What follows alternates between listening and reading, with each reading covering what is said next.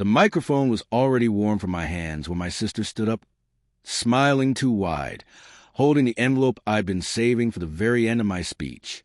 The room was glowing. Candles, champagne, my new spouse squeezing my fingers. And then she said it. "Since everyone's already celebrating," she laughed, "I thought I'd make it official." She pulled out my honeymoon tickets like a magic trick. "We're engaged." For a split second, the world didn't just stop. It tilted. And in that tilt, I saw exactly who she was and what I was going to do next. I'd spent a year planning that wedding. Not just colors and flowers, but peace, boundaries, hope. My sister had always been the loudest person in any room, the kind who mistook attention for oxygen. Birthdays, graduations, even funerals. She found a way to orbit the center. Still, I invited her. I believed marriage was a fresh start. I believed love made people kinder. She took my honeymoon tickets because I asked her to keep them safe. I trusted her. She'd laughed, hugged me, promised.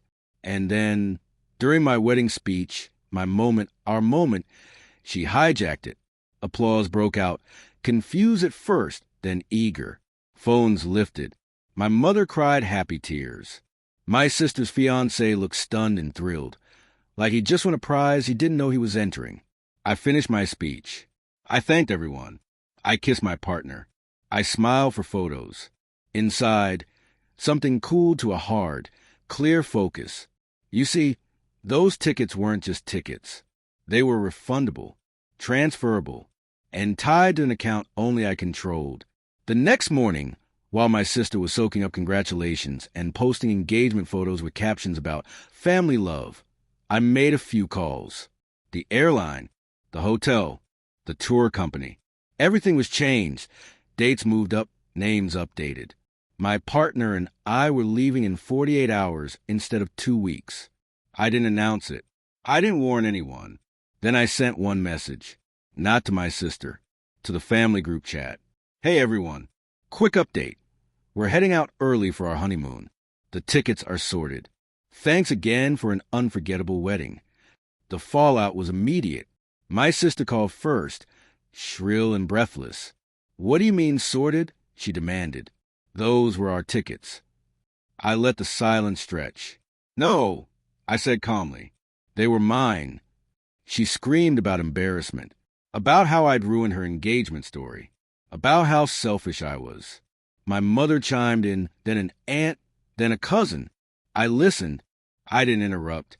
When the noise finally died down, I said, "You announced your engagement during my wedding speech, using my honeymoon tickets.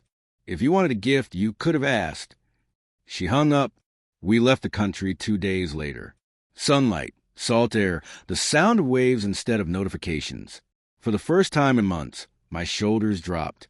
I posted one photo, just our hands, intertwined, a boarding pass peeking out with the destination blurred. No captions, no explanations. Back home, my sister's story unraveled. Guests started asking why she'd used my tickets, why the announcement felt staged, why her fiancé hadn't known. He didn't love the answers. Neither did his family. The engagement lost its shine when people realized it had been built on someone else's moment. Weeks later, she asked to talk. Apologies came wrapped in excuses. "I didn't think," she said. "I just got excited." I nodded. "I know," I replied. "That's the problem." The revenge wasn't public humiliation or shouting matches. It wasn't taking something from her. It was taking my life back. I learned that day that boundaries don't need speeches. They need action. And sometimes the most powerful response to being overshadowed is to step fully into your own light, quietly, decisively, while someone else wonders why the spotlight no longer feels warm. She used my honeymoon tickets to announce her future. I used them to begin mine.